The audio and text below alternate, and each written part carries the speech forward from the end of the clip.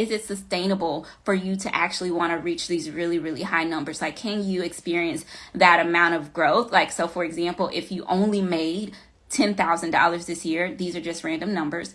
If you only make $10,000, like, do you think it will really be a sustainable business if you reach for a goal like 100K next year, right? Like, does that make sense? It's kind of like having a rubber band that you pull and you pull and you pull, but if you pull it too fast, it pops. But if you pull it a little bit slower, it might just stretch the way it's supposed to.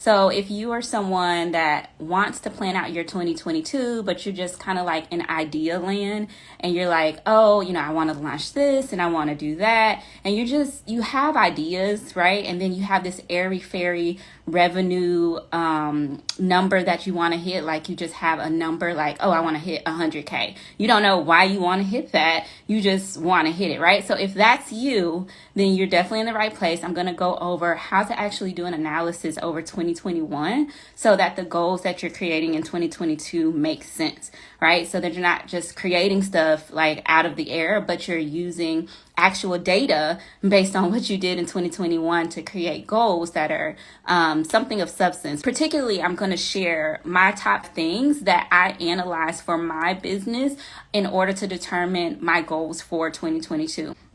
So the first thing that I look at in order to analyze my business for the current year before I set my goals is I look at my business financials. Now, you definitely have to have some type of process of recording your financials in order to do this first step. So if you haven't yet hired a bookkeeper, or if you're not yet keeping up with things yourself in QuickBooks, then you want to start doing that in the new year, or you won't be able to accurately analyze your financials. Me personally, I use bench.co, which is an accounting company. They assign you your own personal accountant, and they keep track of everything for me. And I like that better than using QuickBooks because I'm just not that's just not my area of expertise. It's not. So, but that's the first thing I look at. I look at my financials. And more specifically, when I pull up my financials, what I'm looking for is my current revenue, right? Like, how much money did I make this year? I look at my gross revenue, and then I look at my expenses. So a lot of coaches or people that own businesses, they won't tell you this, but it's not just about how much money you make, it's about how much money you keep. So one thing that I also looked at this year, well, Sherwanna, how much money did you keep this year? And I'm gonna be honest, y'all, my expenses were really, really high this year. My expenses were 2 times more than what they usually are. And that's because I invested in a lot of coaching and training this year. But for you, if you're analyzing your business for 2021, the first thing you want to look at is how much money I spent. How much money did it take me to actually run my business? So your overhead expenses, this includes like you hosting your website. This includes if you paid any contractors to do work for you. I don't care if that's you hiring the person to do your website. That person is kind of like a contractor doing some work for your business. So you want to look at how much those things cost. And again, if you don't keep track of these numbers, you want to start doing that immediately, or you want to hire somebody to do it, even if you feel like you can't afford them. That was definitely me. When I first hired my bookkeeper, I felt like I couldn't afford it, but I knew that I needed it. So I hired a bookkeeper way before I felt that I could afford it. So I look at my revenue, how much money I made, and then I look at the product and service costs, or my production costs to actually produce the service. So if you're a product-based business, you're looking at how much money it costs you to actually produce the product. But for a service-based business, you also want to look at, okay, how much did I have to spend in marketing maybe to actually launch my service? A lot of people don't look at that. They just price their prices, at some random rate. They put their products at some random rate, and they don't look at how much it actually costs them to make that thing, or to market it, or to put that out. And so they actually, cut in their profits by not looking at those numbers. So after looking at my financials, I next create my revenue goals based on what I made the previous year. Now, my revenue goals are not created by this airy fairy number that I want to hit, right? It would be nice to just create a number and be like, oh, I want to hit 300K next year. Like, it would be nice to do that, but I had to stop doing that because I was really setting myself up for failure when I didn't hit those airy-fairy numbers. And it's because those numbers were not created based on data. They're just out there. And then you want to just think about, like, is it sustainable for you to actually want to reach these really, really high numbers? Like, can you experience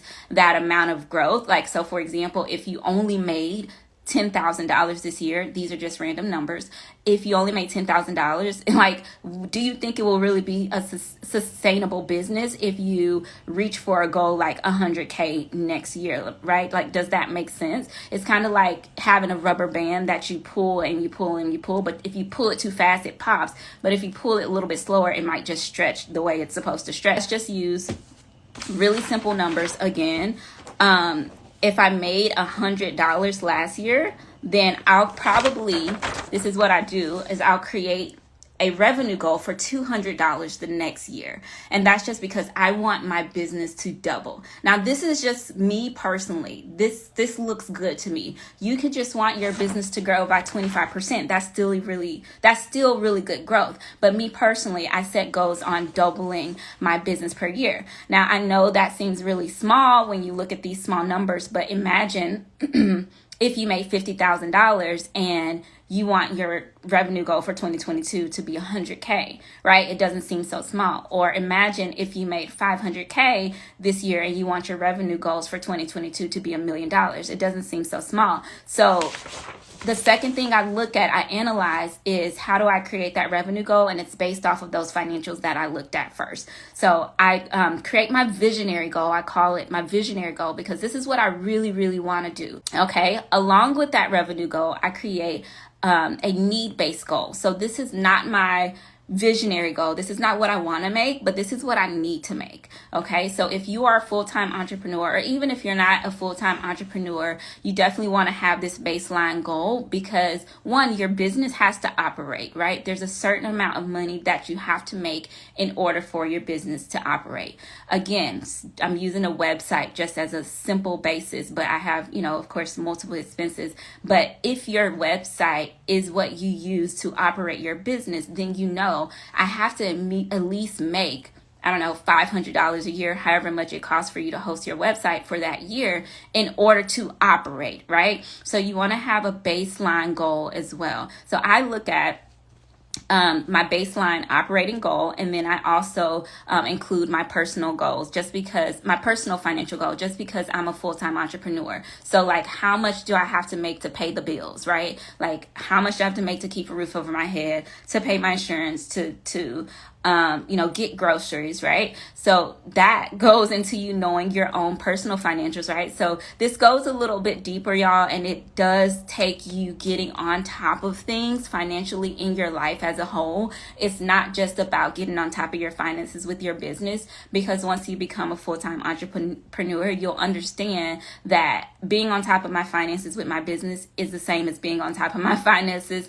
as, just in my personal life, right? So that's the second thing, guys. So I create my revenue goals. The first big goal is my visionary goal. Like, this is what I want to make. Usually that number's double what I did last year. And then I also create that need-based goal. Like, this is my basic goal, my operating costs plus my personal goals that I have to make to pay my bills. Like, that's my baseline. So if I hit that, I'm good. Like, I'm alive. I survived, right? But I really want to hit my visionary goal.